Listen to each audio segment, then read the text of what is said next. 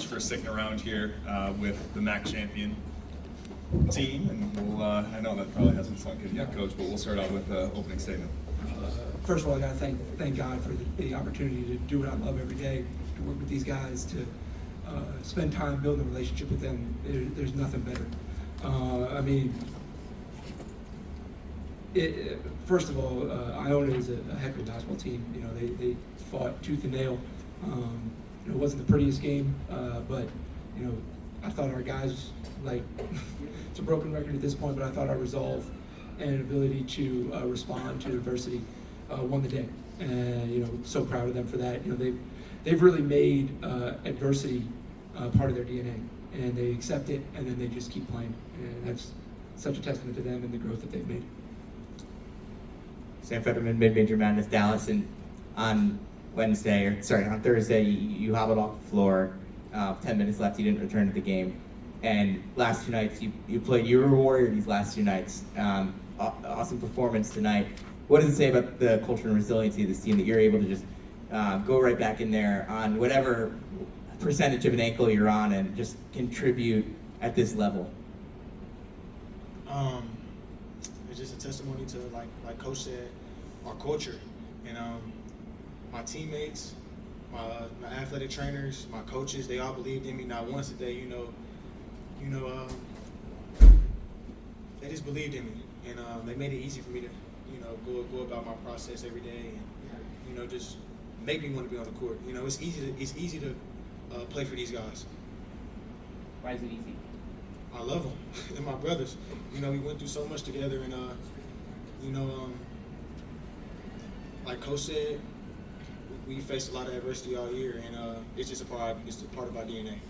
So when I face the adversity, it's pretty easy.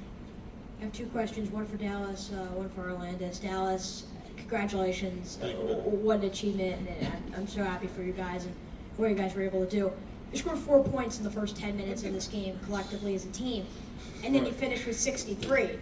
And talk to me about the adjustments that were made mid-game to allow your offense to just feel free kind of down the stretch after it was a rough start to begin with. We missed it. I feel like early in the game we had a lot of good looks. We just missed them, and we were a little sped up. But like, it's a testimony to us and our nature and the grittiness of our unit. So I feel like that didn't rattle us. Missed shots doesn't rattle us. Like, we stuck to our principles of getting stops on the defensive end. Arlandus, congratulations. What a performance you put together tonight, especially in the second half. Things really seem to be working for you on the perimeter. Talk to me about what you were seeing, whether it was with Iona's scheme or just what was working for you tonight to allow you to have such a thrilling performance in a championship game. My shot, of course. I mean, when I see the rim, I'm letting it fly. If it goes in, it goes in. If it doesn't, it doesn't. But 100% every time, I'm willing to go in. So. Ethan Hurwitz, Daily Dose of Hoops. Congrats to all you guys. It has to be a cool night for you. Coolest thing of the night was when your coach got on his hands and knees to clean the floor. What was your reaction to that? What does that say about him as a coach, as a person? What does it mean to play for him? He cares as much as we do. That's a regular thing at this point. Exactly. Yeah. He's been doing that every time he gets the chance, and it's like he's a player's coach. He's like our foundation, like our rock. We look at him and we see like a calm presence. We look at him, we see somebody who's willing to do the dirty work. So when we get the chance to do the dirty work, we don't think twice. So. And back to the question you asked about how it's easy to play through injury and battle through all that. It's a testimony to him. We see the effort and what he puts into it. He had a broken toe. He came back. Come on now. One shoe on. So yeah, it's easy to play for a guy like him. Like, we'll run through the wall for him. For Dallas and Dola, you guys stuck with Mount through the coaching change. Two things about that. First, how quickly and what types of things that did Coach Lind do to make you guys realize that you wanted to stay at the Mount and play for him in the early stages? And then what is it about the Mount St. Mary's University community that made you want to stick around?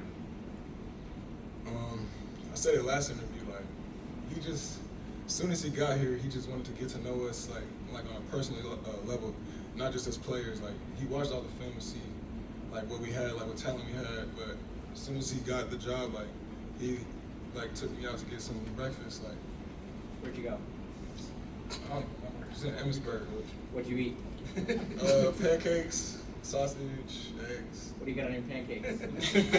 butter, and syrup. Hey, I'm going to the Waffle House. Waffles are better than yeah, he's gotten to know us at such a personal level. So like, we're not just looking at him as a coach, we're looking at him as a friend and like father figure. Like, it's just done so much for me to change my life. Yeah, Coach Lind changed my life. He believed in me from day one. I think, he took me out to eat as well. And in that conversation, he asked me like, what did I want out of basketball? And I told him, I want to get to the highest level. I want to go to the NBA. And not once did he, say, oh no, like, that's unachievable. Like he believed in me, and he said like, here's how we're gonna do it. And he just changed my game so much. And he helped me be a better player. And the Mount community, that was my only offer coming out of high school. And they changed my life as well. They took a chance on me, so I'm eternally grateful. Ken Kraetzer, Canvets Media, congratulations to you all on your championship tonight. Just the key, the beginning of the second half, Iona gets the first basket of the half, and then you run off about 12 straight, and you all three contributed to that. What was the key to getting that run that gave you the lead in the game and kind of control of the game? I say just composure. Like, we know they're a tough team. Like, they've been getting out to those type of runs, this whole playoff run, and our coaches prepared us for that. So just staying calm and keeping our heads on straight, not getting negative on each other, that allowed us to look forward and know what we're capable of, what we've been doing this whole time. So. Vincent Simone, Daily Dose of Hoops. Dallas, in mid-January, you guys lost 4 in a row, 3 of those by double digits, and then you guys really seemed to go on a run. Was there something that grew out of that struggle in that period that allowed you guys to reach this level now? Yeah, so I think that time period you're referring to. So I had missed about 7 games with the mid-season injury, and I was working my way back into the unit, and the unit we learned the strength of the unit. We all gained confidence in each other, and we learned the resilience, because to go for 4 straight losses and to go 8-3, finish 8-3. Yep. It just we flipped the switch, and it's a testimony, like I said, our culture. If you're not about winning, you got to move around. To be frank. Last one.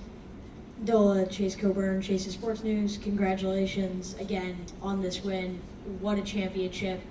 Congratulations, and we know great things are to come. You had an unbelievable season. Tonight felt like you were slow to get going, but once you did, you were unbelievable in that second half. What about Iona's defense made it challenging for you to kind of get going in the first few minutes? And then how did you kind of adjust mid-game to make sure that you were going to have a great night as you did? Yeah, a lot of credit to them. They're a very aggressive, and their scheme is pretty good. Like, they'll speed you up. But last night I had to watch some film, just like dissect it a little bit. I just had to match their physicality. I knew what type of game it was going to be, and once I got settled in, I was able to figure out how to get to the right spots at the right time. Meditation. Me and Landis meditate before every game. What does that do for you mentally? People think about warming up, stretching, doing things physically, but there's a mental aspect to it as well. What does that meditation do? Arlandus, you can touch on this as well. Meditating for me just clears my mind. I mean, when I'm meditating and I'm just sitting in the dark room in a hotel, I just think about the basket. I just everything needs to go in. If I miss, like I said, it miss, but I hope everything go in. That's for my teammates as well, the trust. Every time they shoot, you probably see me throwing up the 3-ball. It's going in. I feel like every time. Awesome. Well, Dola, Arlandus, Dallas, you're MAAC champions. Let it sink in. Thank you guys for the time. Thank y'all, man. Thank you, Jesus. Thank you, Jesus. Congratulations, guys. Congratulations. Dola. You can't forget that. You don't want to lose that.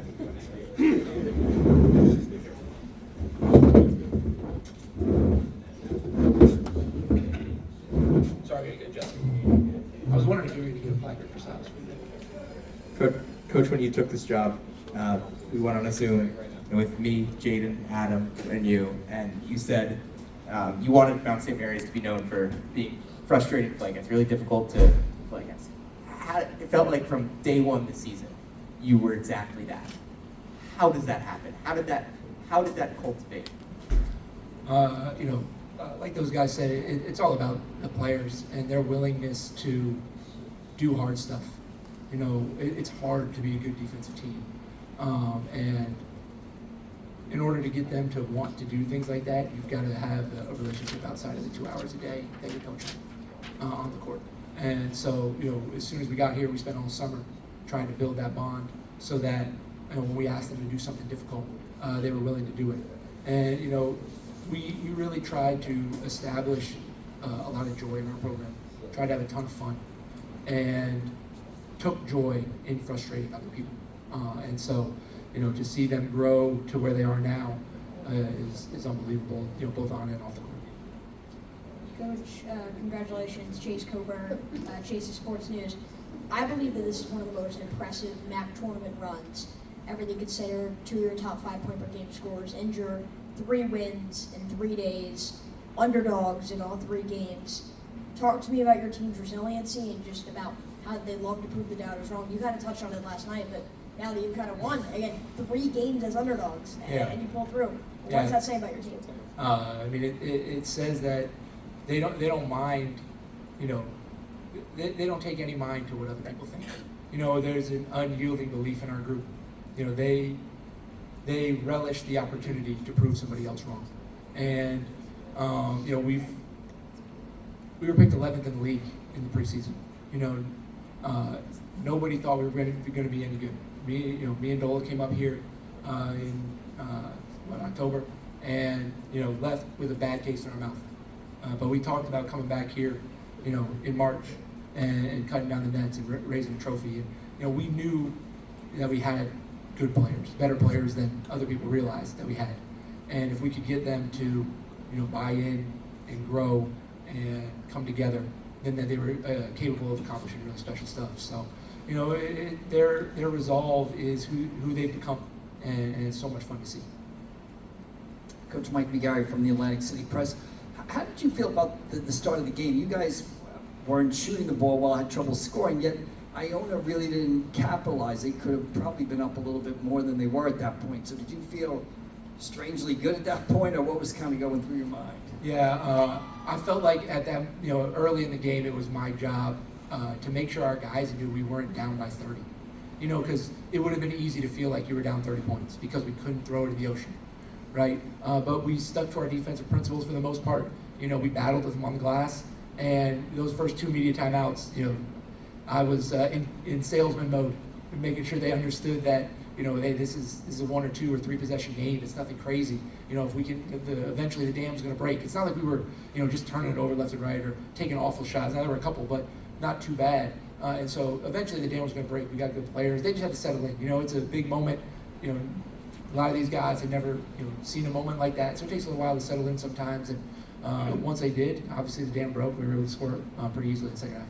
And this is your first time here in Atlantic City for the tournament. I'm just curious, what did you think of the building tonight, the atmosphere, and just sort of the week, the logistics of everything? Yeah, it was great. Atlantic City does a great job, from the hotel to the venue, to the I couldn't quite hear what the name of the instrument was that played the national anthem, but yeah, that was pretty impressive. And then obviously the games are at such a high level. It's supported well. Obviously our fans made a good showing. Iona's fans made a good showing, which was awesome for the environment. To have such a good turnout for a championship game. Vince Simone, Daily Dose of Hoops. Coach, it's kind of a 2-parter. Just with your past history at the Mounts and coming back as that coach and delivering the championship, what does that mean to you? And I was hoping you could speak on the influence of Jamie Christian and Shaka Smart in your growth as a coach. Yeah, well, it's pretty special. one of the reasons I was so excited about the job when it opened was because of just how special a place the Mount is, as a university as a whole, but really the basketball culture, that's been there long before Jamie Christian, right? Back to Jim Phelan and all the winning that's been there. I came from VCU, and so I got to the Mount, and I was like, oh, this is nice. I was in the Siegel Center every day with 7,600 people, sold out every night, and so I it was great. But then when I left, I realized how special, at this level, to have such a great community fan base. We get great support whether our students are in town or not over Christmas break, and those things, you remember those things as you go around in business. And so when the job opened, that community, that support was a huge reason why I think I was more excited about the job than maybe some other candidates might have been. And so to be able to deliver and bring this back to them, obviously they showed out today, is awesome. They love hoops up in Emmitsburg, and it's a fun place to be a basketball player. When we're recruiting guys, they realize pretty quick, it's not for everybody, right? It's a little remote, but if you're a hooper and you love basketball, there's few places that really care at this level like they do in Emmitsburg. Oh, sorry, I forgot about that. Yeah, sorry, it's been a long day. Didn't get much sleep last night. So I mentioned yesterday, culture is huge to me. And I learned that when I got to VCU. I learned how important the mindset of the players are, and it's our job as coaches to help grow them and help them become the best version of themselves. And then I got to the Mount, and obviously Jamie and I worked together.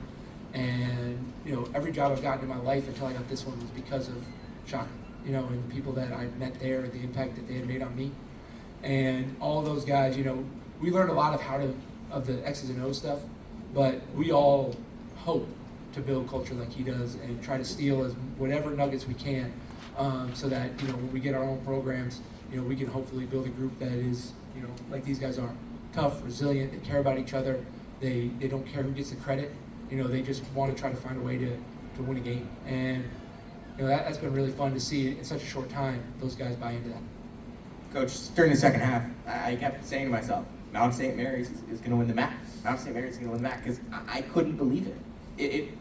As someone who's seen this program grow from obviously in the NEC to where they are now, has it really sunk in yet? No. No, it hasn't. And how will it? I don't know. I'm bad at that. But we're going to enjoy this one, that's for sure. There's people outside of our program sometimes, think of Mount as little old Mount St. Mary's.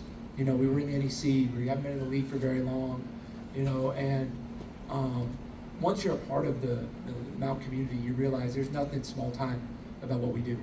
And, so as we get a chance to, bring this trophy home to that community, they understand what it takes to win, and they're willing to support it and willing to help us do everything we can to be able to hopefully, win a lot more of these. But once you're on campus and once you're inside and you're around the people that make the Mount so special, you realize real quick, it's different. Last three. Ethan Hurwitz, Cadets Hoops. When you now think about that you guys are going to be playing on a national level and there's going to be people across the country arguing whether to put Mount St. Mary's in the next round or not, everyone's going to be doing that. What do you think about that? How do you react to that? I'm humbled. I'm overjoyed it's, I know I sound like I just say the same thing, but our players work so hard, and everybody's do, right? Everybody's players work hard. Everybody wants to win, but the difference, with these guys is that they have the resolve to do it, and so when they get a chance to be on any stage, they're so much fun to watch. Even though it's not always pretty basketball, and we're not always an offensive juggernaut. We're missing two of our five best scorers. But they're willing to do whatever it takes, and so. To be able to showcase this program in the NCAA tournament is, I can't even say it was a goal, to be honest, at the beginning of the year. It's in the back of your mind a little bit, but I sat with Brad, our AD, in early October one day, and I said, Brad, I don't know how good we are, but I don't think we're going to get blown out very often. And if we're not blown out and we learn how to win, then maybe we'll be able to win some close games and put a season together. And he kind of looked at me like, just try to make the MAAC tournament, okay? But to be able to just get the guys to believe it, and when they believe, special stuff can happen. Jesus Coburn, Jesus Sports News. It's Silas, right? It is. Silas, how do you feel about all of this? You're watching from the stands. How are you feeling? It's all new. I love the energy from all the fans, and it was a really good game. You're speaking just as well as anyone here. That's amazing. Congratulations to you, Coach. Again, congrats to you. Thank you. You mentioned, again, your first season. Now that you have one, you mentioned it was kind of a goal, but you were able to strive towards the end of this year. Now you have won the MAAC tournament, and you did it in your first season. How is that going to build the foundation for what Mount St. Mary's is going to be in future years in this conference? I mean, that's the goal, right? Is just to keep elevating what we're doing. Obviously, that takes support and a group of people that really care about us, and we have that. And so now that we've been able to reach this mountain, the fun part about athletics and sports is there's always another mountain to reach for. And so we're going to try to we're going to find out where we go tomorrow. We're going to try to keep winning and keep playing as long as we can with this group. But and then we'll hopefully be able to retain some good players and sign some really good ones, and try to do it all over again and see if we can keep going even further.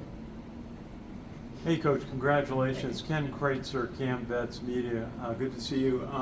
Just as, beginning of the second half, Dallas Hobbs gets your three-pointer, ties up the game, and then you just make shot after shot to get your lead. You're up 40-36. You shot 42%. But a lot of that is because defense, and then you were able to keep the ball away from the juries the last 10 minutes largely. What were you telling your players, what you're working with them on? Yeah, our offensive success was definitely due to us being able to get stops and clean rebounds. We struggled to do that early in the game. They were playing volleyball up there on the backboards, it seemed like, until they eventually scored or we fouled them. So once we were able to get some clean stops, we could get out and transition a little bit. When they're a set defense, they were hard to score against, and so we had to break it down with some transition. And we were talking to the guys about just continuing to stay ready and be ready to just make the play that's out there. We talk all the time. It's not about who scores; it's about that the Mount scores. And so when you can get the guys to really believe that, then they're just going to make the open play to the next guy. And like that three by Dallas to tie the game up was just that. X had a decent look. I think it was X. And he just one-moored it with no hesitation to Dallas in the corner, and he shot it in. Thank you. Coach Lind, year one, MAAC champion. Congratulations. Thank you all. Congrats.